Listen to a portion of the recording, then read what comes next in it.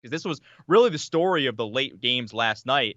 And it was the Suns handing the Sixers their first loss of the year. No Embiid for the Sixers, but honestly, like the way that Al Horford played, I don't look at that as a negative towards that Suns win. That was an impressive as hell win for the Suns, taking down the Sixers. And I'll say this, Scal, I think that was Devin Booker. This is a guy who scored 70 points in a game. It's a guy who scored 60 points in a game. I would argue that last night was the most impressive game of his entire NBA career. He drops 40. He was great defensively, playmaking. This Suns team, I don't know. Again, I don't think they're going to be a playoff team, but I think they can be the Kings of last year, where like they're hanging around late in the year. No, they're better than that. There's final.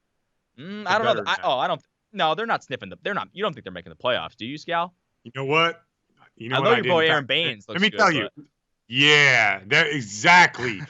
and Ryan McDonough, those guys.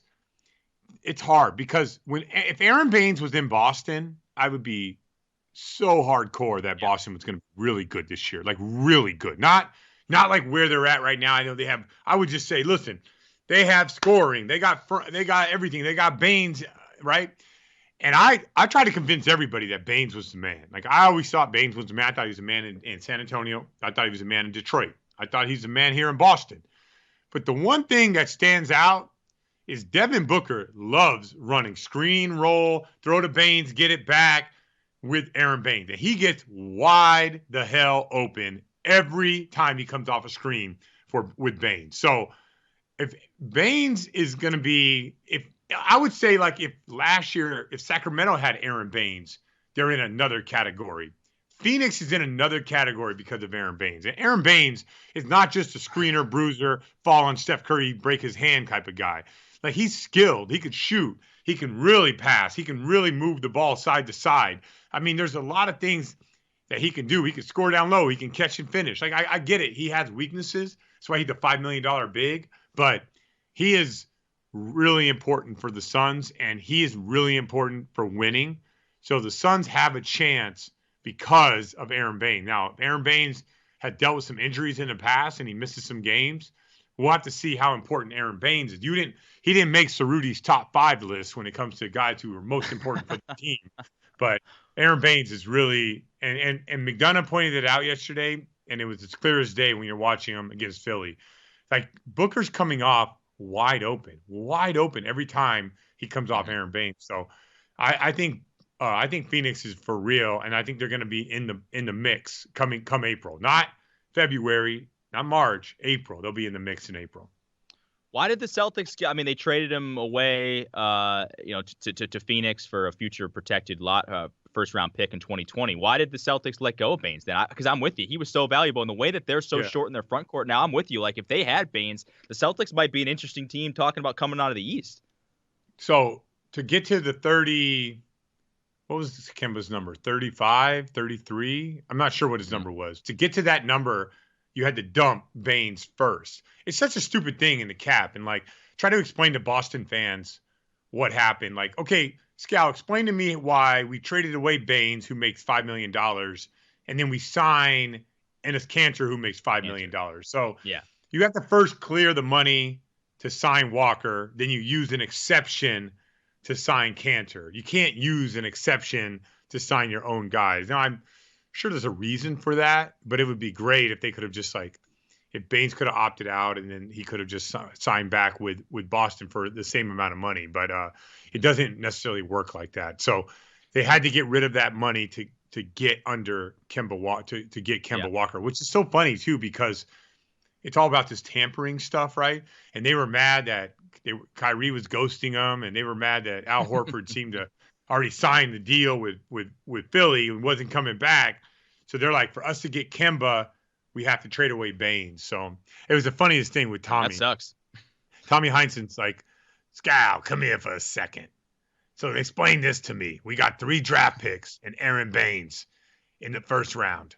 We drafted 2 guys and we don't have Aaron Baines. Tell me how this is a good draft.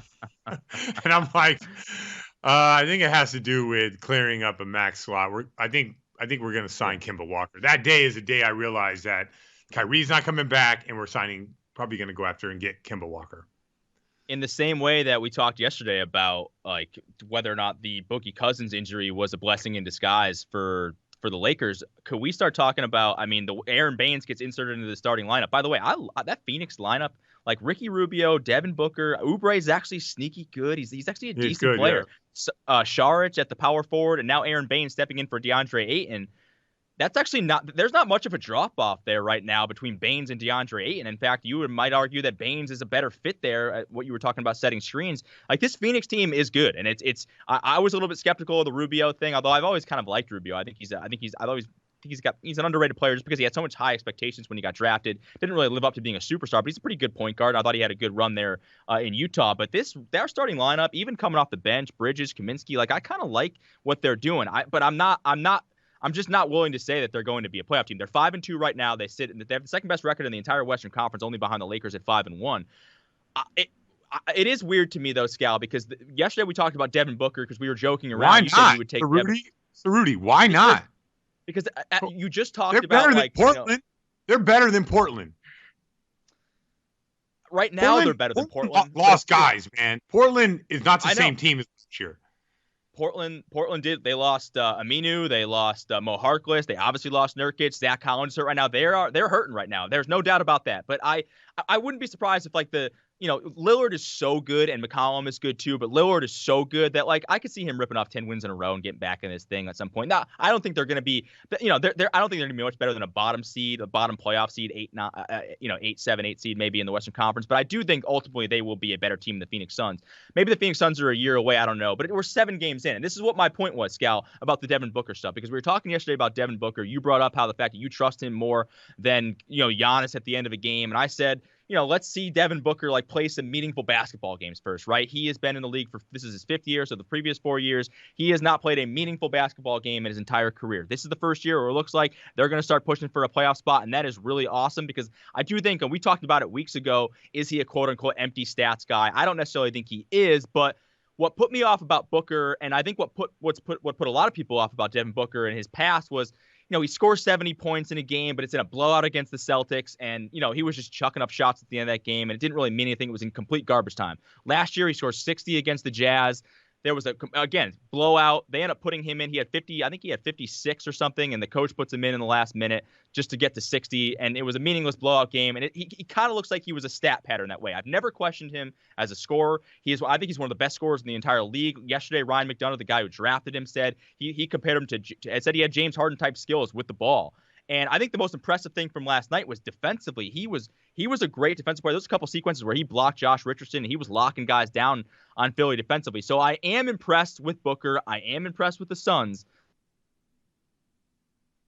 Only 7 games in, and I feel like there's this faction of people, whether it's like NBA Twitter or whatever, guys that like they're super Devin Booker stans, and they want to say, hey, look, I told you, like, he's not a terrible player.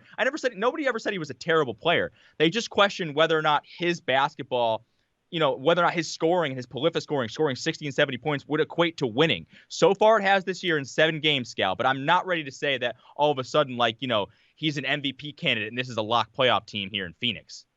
Yeah, but why can't you be in the middle, man? Why you got to be so black and white? In the middle. Like, I am in the middle. I am in the middle. I just feel like guys are getting way too ahead of themselves saying, oh, see, I told you so. Booker's that dude. I think Booker's really good. I don't know if he's a number 1 or maybe a number 2. I'm not sure where he lands in that. But he's a number 1. Booker's good. The issue with Booker is just he's not on good teams, and he's not about winning so far. He might be about winning. It's an insurmountable task for him.